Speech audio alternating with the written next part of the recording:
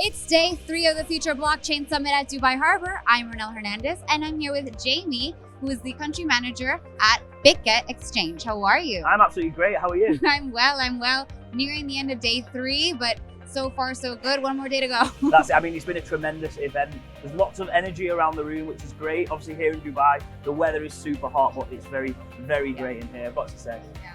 Is there any insights that you can share that you've learned or any interesting conversations you've had? Yeah, I mean, absolutely. I think we talk about the bear market, but when you look at the activity around the room and the way that people are building solid products and they're communicating, in my opinion, we're actually in a bull market. The way that people are interacting, they're building products that have got real world utility. You think so? You think there's enough consumer products? I don't know about that. I mean, it's a very interesting challenge to the question, to be honest. I think that the beauty is in the eye of the beholder with that question. When we talk about real world solutions, I honestly believe that we are positioning ourselves as a whole ecosystem in a much better place with the products that we're seeing at events now than when we did have in like the last 24 months. Let's be honest, some of the projects we saw 2 years ago, frankly, they didn't have legs. They're not going to be here in the future. But right now, when you walk around conferences like this, you're seeing projects that actually they have substance behind, and it makes me feel better about the space.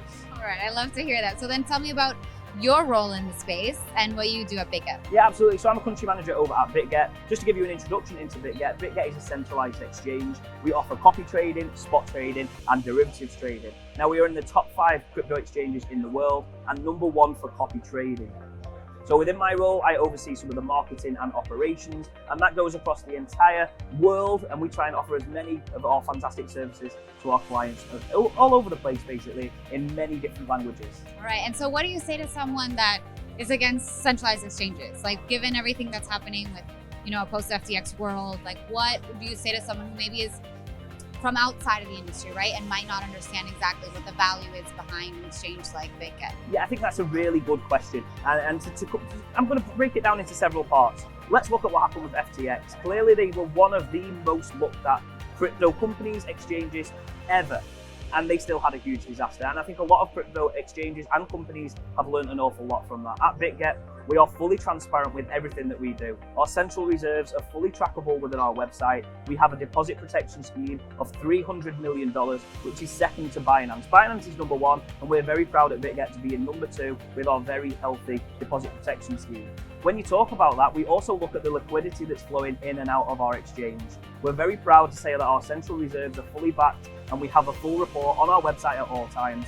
And if you are watching this and you're looking at centralized exchanges, you should definitely be looking at this data. This is where we could have learned things went wrong in the past, and you should learn from that. Go to exchanges that are fully open for you to go and give them a good time. Yeah, fully transparent. Take that grilling and have real people behind them. Don't go to closed off exchanges. That would be my advice. Okay, good advice.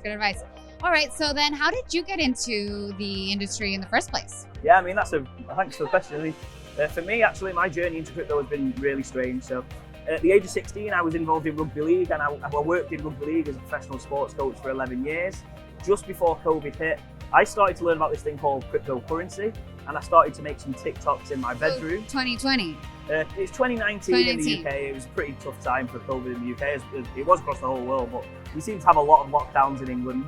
And I started making TikToks about crypto, and it just kind of took off. So I was a content creator ever since. And this year, I had a very successful journey in creating content, traveled the world for 2 years, attended different crypto events, just vlogging my journey on TikTok, Instagram, Twitter, and YouTube. And this year, I got approached by Bitget to join them and help them with creator relationships. And that's evolved into now a little bit more marketing and operational activity. Okay, so after having gone to so many crypto, blockchain related events, which has been your favorite?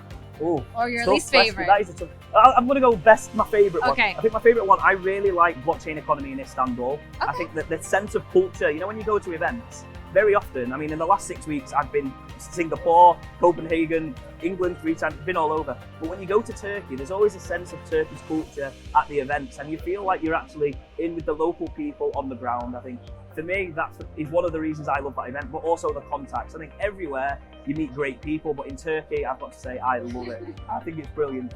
Well, Turkey also has one of the largest numbers of adoption for crypto users. Yeah, absolutely, and that's a great start. I think when you look at the bear and the bull market, if you forget about price movement for one moment and you think about mass adoption statistics, Turkey is insane, and I think that probably is maybe why I'm leaning towards there a little bit as well. I bet. Okay, and one last question, since we are at the Future Blockchain Summit, how do you envision the future of blockchain looking like? What would you like it to look like? Yeah, but, I mean, for Bitget, the future is in young people and our investment in young people. So very recently, we introduced the Blockchain for Youth initiative. That's a $10 million initiative over 5 years, all about educating young people about cryptocurrency. Oh, I love that. I mean, there's good news for people watching. If you don't think you're young, we cover the ages 18 all the way to 35. So on this occasion, you might be able to put yourself Age is just a number.